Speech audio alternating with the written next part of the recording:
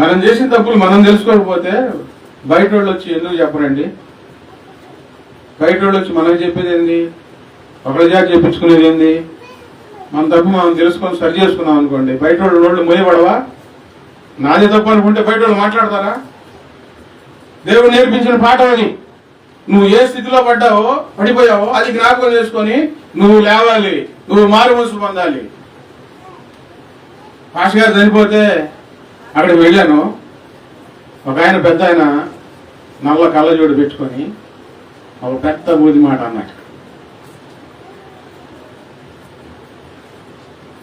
నేను అలా చూశాను, గుర్తుపెట్టుకున్నా.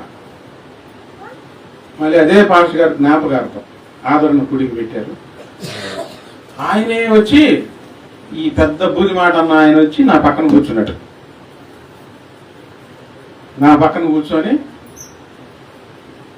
ఆ పాష గారు ఇట్లా, ఈ పాష గారు ఇట్లా, ఆయన పాట ఇట్లా పాడుతున్నాడు, ఆయన వాక్యం ఎట్లా చెబుతున్నాడు, ఆయన ఎందుకు పిలిచాడు అని అన్నీ చెప్తా ఉన్నాడు. ఈయన అన్నా మీరు పాస్టర్ గారా అని అడిగా. అవును పాస్టర్ గారు నేనయ్యా అన్నాడు. అన్న ఆ రోజు నల్ల కళ్ళజోడు పెట్టుకొని ఆయన చనిపోయిన రోజు మీరు వచ్చారా అంటే వచ్చానయ్యా అన్నాడు. ఇప్పుడు తెల్ల కళ్ళజోడు ఉందిగా, నల్ల కళ్ళజోడు ఏదన్నా జేబులో లోపల ఉందయ్యా అన్నాడు. నల్ల కళ్ళజోడు లోపల పెట్టాడు, ఈసారి తెల్ల కళ్ళజోడు పెట్టాడు.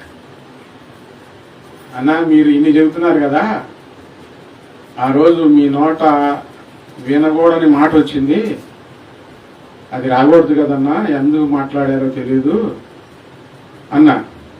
నేనా అయ్యా, అదేందో చెప్పయ్యా, నేను సరి చేసుకుంటానయ్యా. అయ్యయ్యో అంత తప్పు చేశానా చెప్పయ్యా అంటే, నువ్వు అన్నమాట నా నోటితో నేనే అడిగేది, నువ్వే జ్ఞాపకం చేసుకో అన్నా. మనం చేసిన తప్పులు ఎవరు జ్ఞాపకం చేసుకోవాలి?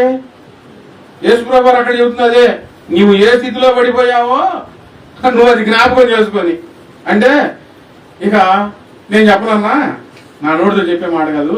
నేను కూడా అన్నాను అనుకో, నీలా నేను కూడా తప్పు చేసినాడు అవుతాను, నేను చెప్పనన్నా, నలుగురిలో అట్లా మాట్లాడకూడదు కదా అంటే, అయ్యా తమ్ముడా చెప్పయ్యా సరి చేసుకుంటానయ్యా, చెప్పయ్యా సరి చేసుకుంటానయ్యా మాట ఎవరి నోట వచ్చింది? దేవుని భయం కలిగిన వారి నోట వచ్చింది. కరెక్ట్ వెళ్ళి నాది అనుకుంటే వాళ్ళకి మనం ఎంత సేవుడికి చెప్పలేదు. అది ఏమైనా తప్పుందా అని ఆలోచన కలిగిన వారికి చెప్పొచ్చు. ఒకళ్ళు చెప్తే నేను విన్నాను.